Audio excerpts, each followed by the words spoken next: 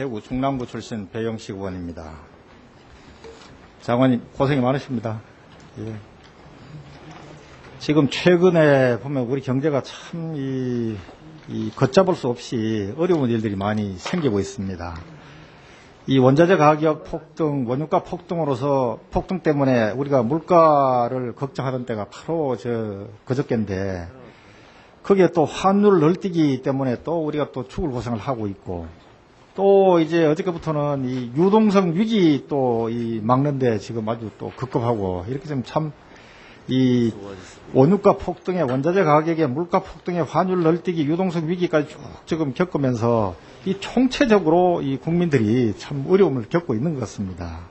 그래서 제가 우리 장관님께 하도 국민들이 지금 이런 뒤죽박죽 막 어려운 일들이 생기니까 현재 서 있는 위치가 어딘지 많이 헷갈린답니다. 지금 그 좌표를 정말로 정부가 지금 확실히 이 시점에서도 어떤 의향을 가지고 어떤 정책 목표를 가지고 있는지 이걸 한번 분명히 다시 한번 짚어줘야 할 뭐 그런 문제가 있는 것 같습니다. 그래서 본의원이 말씀드리는 거는 과거 한 4, 5년간에 정말로 국제적으로 좋은 호경기에 우리가 저금리, 저물가 이런 상황에서 저투자가 일어났다. 투자가 안 돼가지고 상대국 다른 경쟁국에 비교해가지고 성장이 엄청나게 지금 안 됐습니다. 지금 거꾸로 역산해보면 지금보다 그때가 좋았다 하지만은 그 당시 잣대로 볼 때는 그때가 정말로 좋은 호시절임에도 불구하고 제대로 잘못했다는 이야기입니다.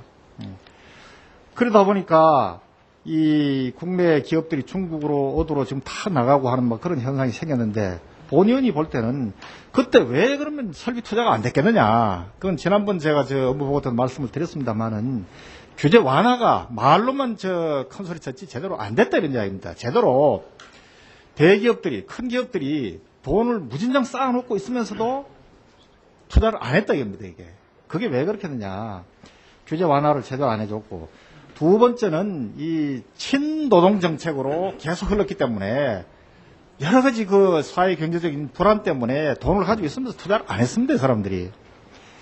그 다음 세 번째는 OECD 국가들, 우리 경영 국가들이 계속 외국인 투자 유인하기 위해 가지고 세금을 경쟁적으로 내리는데, 우리는 결국은 저금리, 저물가 때문에 투자 수익 노리려고 전부 주택에다가 토지에다 불이 붙어가지고 있으니까 그리 돈이 다 갈 거 아닙니까? 거기 소위 세금 때리잡는다고 해가지고 세금 올리다 보니까 이게 이제 우리 경제가 그 당시는 지금 보면 잘 된 것이지만 그 당시 기준으로 볼 때는 엉망으로 된 겁니다. 이게 제가 볼 때. 그래서 기업 투자 의혹이 완전히 꺾여서 그거를 이제 신정부가 좀 살려보겠다고 지금 내세운 게 최근에 우리가 좀 하고 있는 게 여러 가지 정책이 있습니다. 이제 감세 정책, 또 사는 민영화를 포함한 공기업 개혁 정책, 또 내년 2월부터 자통법도 시행이 되고 있죠. 그 다음에 이제 규제 완화의 제일 이 선제적인 그런 이 목표로서 금산 분리 완화, 출총제 완화를 포함한 이제 전체적인 규제 완화 틀을 이제 새로 짜는 거. 이렇게 쭉 되어 있는데, 지금 장관님 어떻습니까? 이 감세 정책에 대해서 계속 이런저런 말들이 나오는데, 이거 확실히 그냥 당초 계획대로 추진되는 거죠? 예, 그렇습니다. 예, 정부세 인하를 포함해 그렇죠? 네, 그렇게. 예, 국민들이 확실히 알아야 됩니다. 왜냐하면 지금 워낙 큰 사항들이 들쭉날쭉 막 이렇게 왔다 갔다 하니까 지금 국민들이 다 헷갈립니다. 지금 뭘 하고, 뭘 수정하고, 뭘 안 하는지. 그 다음에 산업 민영화를 포함한 공기업 개혁은 당초 계획대로 추진하시는 거죠? 예, 그럼 이 금융위에서. 예. 네, 추진하고 있는데, 원래 방침대로 지금, 그 방침 자체가 상당히 장기로 되어 있습니다. 지금 당장 하는 건 아닙니다. 예. 지금 여러 가지 이제 주식시장이 어렵고 하니까, 일각에서 생각들이 이 공기업 민영화는 좀 안 어렵겠느냐 이런 이야기를 많이 하는데, 그것도 시기만 탄력적으로 조정될 뿐이지 추진하시는 거죠, 다. 예. 그리고 이 자통법도 시행을 연기해야 된다 이런 여러 가지 이야기들인데, 그것도 그대로 예정대로 다 될 거 아닙니까? 그렇죠? 예, 자통법. 예. 또 금산분리 완화, 출총제 완화도 그거를 포함한 전반적 규제 완화는 그대로 추진하시는 거죠? 예, 이번 사태와 직접 관련 있는 사항이 아닙니다. 예. 알겠습니다. 그래서 이런 소위 큼직큼직한 정책들이 지금 여러 가지 혼란을 일으키고 있기 때문에 이거는 그대로 확실한 메시지를 주셔야 된다는 걸 제가 말씀드리고, 그 다음에 이제 이 내년도 예산을 소위 짤 때 여러 가지 상황이 지금하고는 많이 달라졌는데, 그거는 이제 국회에서 손을 좀 볼 수 있다는 말씀을 계속 여운으로 남기셨죠. 그렇죠? 예. 예. 그걸 제가 확실히 하고, 그 다음에 두 번째는, 우리가 세계 6위, 그러니까 엄청난 외환 보유고를 가지고 있음에도 유독 우리 원화만이 이 30% 이상 지금 폭등을 하는 그런 이런 현상을 보겠습니다. 다른 나라는 뭐 한 5%, 10% 이렇게 왔다 갔다 할 때 우리는 30% 이상인데, 지난번 제가 질의 때도 장관님 말씀이 그간 우리 원화가 좀 고평가 상태로 유지가 됐다 이렇게 말씀을 하셨죠. 예, 그렇습니다. 예. 그리고 이제 또 참여 정부가 IMF를 성공적으로 극복했다 해서 이 1999년 4월 1일부터 이제 외환 자유화 조치를 이제 1단계부터 시작을 했죠. 예, 그렇습니다. 하고 금년 5월까지 보면 부동산 투자 규제를 완전히 지금 걷어내고 없앴지 않습니까? 그렇죠. 예. 예, 300만 불까지 하는 신고하다 그것도 지금 안 하고. 그래서 소위 말하면 이제 부동산 투자 자유화 조치를 너무 섣불리 빨리 하고 외환 자유화 조치를 IMF 극복했다 해서 우리가 너무 좀 스텝 바이 스텝 해야 되는데 너무 빨리 진도가 나갔지 않았냐 이런 이제 생각을 본의원이 가지고 있습니다. 가지고 있고, 또 국부펀드 이제 KIC 경우도 지금 멜린치 투자를 해서 해픈 투비 다행히 뱅크 오브 아메리카가 인수를 했길래 다행이지, 안 그랬으면 이게 다 거들났을 거 아닙니까? 그렇죠. 예. 그래서 이런 소위 KIC 만든 이런 여러 가지 상황, 이런 사항들이 결국은 원화 우리 이 폭등하는 그런 데 기여를 했지만, 본의원이 지금 특별히 강조하고자 하는 거는 최근에 지금 제일 문제가 되고 있는 게 역외 차익결제 선물하는 거 NDF라는 거 있으시죠? 그렇죠? 예. 잘 아시죠?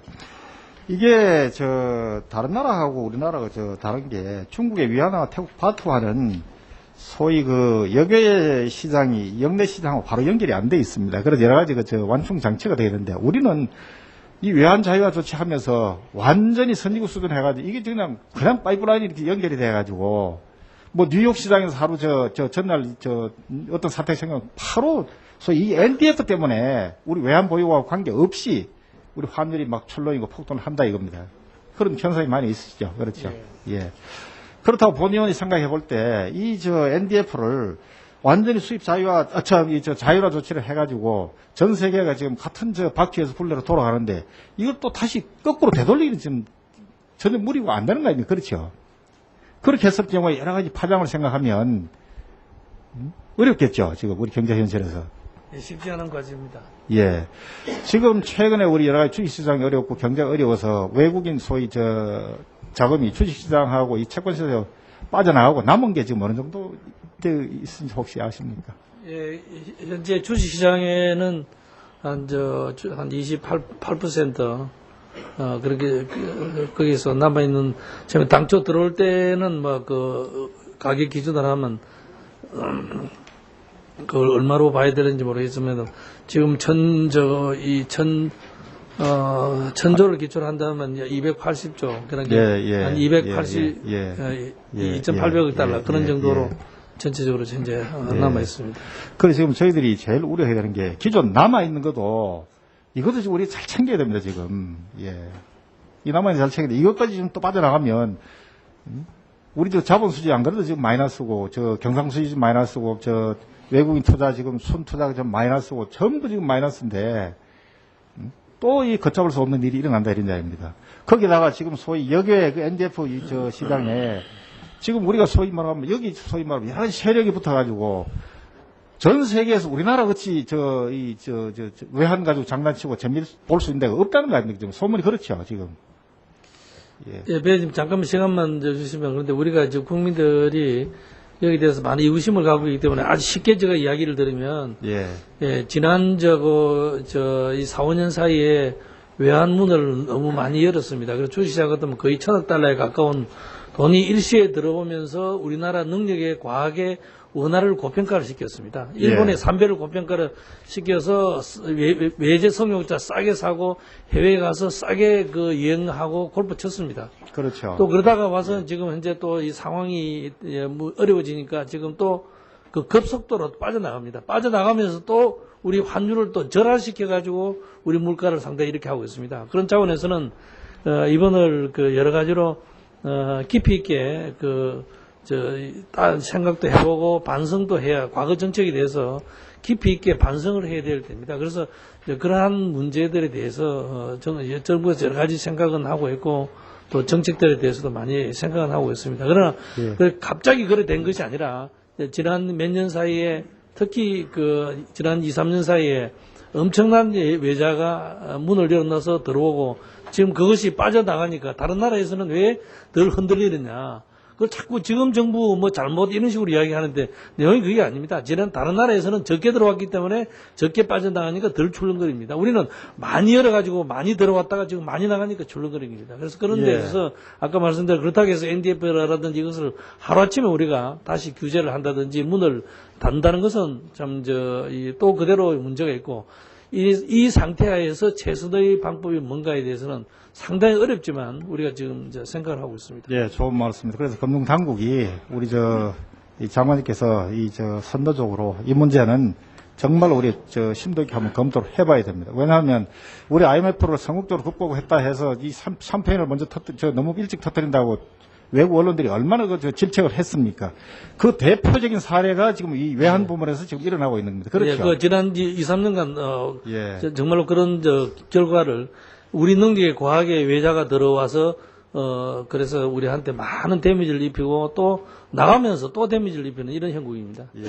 그래서 한국이 제일 들락날락하기 좋고 투기 세력이 붙기 좋은 이런 소위 플레이 그라운드를 과거 정부가 너무 빨리 만들어놨다라는 걸 제가 지적을 하면서 이 부분은 한번 대외적인 이런 여러 가지 역학적인 관계가 있기 때문에 거꾸로 되돌릴 수는 없지만은 심도 있게 앞으로 향후 방향에 대해서 한번 검토를 해주시기 바랍니다. 예, 지금 많이 연구를 하고 있습니다. 예, 왜냐하면 이 다른 나라들은 이 단계적으로 처음 완충 장치인데 우리는 바로 여객시하고 영내시하고 연결이 되어 있기 때문에 이 그냥 뭐 고속도로로 이제 왔다 갔다 하는 그런 건 우리 외환보유고를 아무리 많이 가지고 있어도 이런 장치가 풀어져 있기 때문에 우리 정책 변수에 안 들어옵니다 절대. 그러시죠? 예, 특히 NDF 시장이 세계 기축 통화 이외에는 대한민국이 제일 크다는 자체도 뭔가 지금 과거에 정책에 생각해 볼 점이 있다는 것을 시사합니다. 어떻게 우리나라가 그렇게 역의 우리 원화 시장이 세계에서 제일 큰 규모가 됐느냐에 대해서는 그렇죠. 깊이 있게 생각해 봐야 본 의원이 하루 거래량 보더라도 2006년에 40여 불, 금년에 오면 하루에 100억 불씩 말이지 왔다 갔다 하는 거로 이렇게 좀 돼 있습니다. 이게 엄청난 파괴효과가 나는 겁니다. 이 과거 유사입니다. 그렇죠? 앞으로 잘 가다듬으셔서 정리를 해 주십시오. 그러시고 이 예산 작업 때마다 지금 여건이 많이 바뀌어 가지고 우리 중기 재정 계획을 좀 다시 총체적인 이 숫자로 좀 손을 봐야 될 거 아닙니까? 그렇죠? 예, 현재는 그럴 수밖에 없는 사정입니다. 예, 왜냐하면 국민들이 지난번에 실질 성장률을 내년에 5.8, 6.2, 2012년 가면 6.6에 7, 또 조세 부담률도 지금 22.2에서 또 2012년 가면 20.8, 국가 채무도 현재 32.7인데 2012년 30.9 이렇게 쭉 짜놓으셨는데 요건 한번 손을 보셔야 되겠죠. 그래서 지금 이제 우리 경제 이정표가 지금 단계에서는 그러면 어느 길로, 어느 속도로, 어느 방향으로 이렇게 가느냐는 걸 알 수 있게 다시 한번 숫자 제시를 해주는 게 필요하다고 봅니다. 왜냐하면 지금 전 국민이 금리에 원자재, 유가에, 환율에, 유동성에 뒤죽박죽돼 있으니까 어디로 간지 지금 잘 몰라요. 그래서 우리 공무원들만이라도 빨리 마음을 가다듬어서 우리 중기 재정은 이런 모습으로 간다. 현재 우리가 추진하는 정책은 뭐는 수정을 하고 뭐는 그대로 가고 뭐는 완전히 백지화해가 새로 한다. 이거를 분명히 메시지를 주셔야지 시장에 혼란이 없다라는 말씀을 드립니다.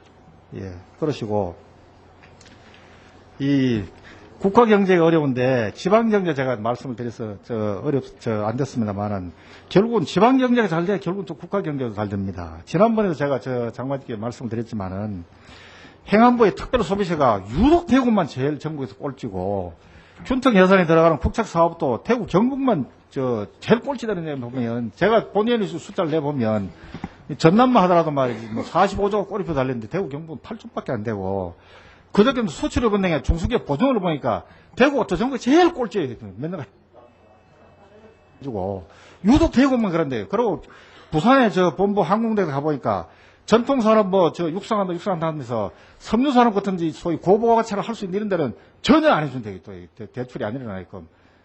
그래서 산업별로 그 웨이트를 지역별로 보면 산업별로 그 웨이트가 다 있다 합니다. 그 웨이트에 상하는 만큼 그래도 대출이 좀 나가줘야지 균형 발전이 되는데 그 웨이트가 예를 들면 뭐 섬유다 안경이다 IT 쪽이다 쫙 있는데 건설이다.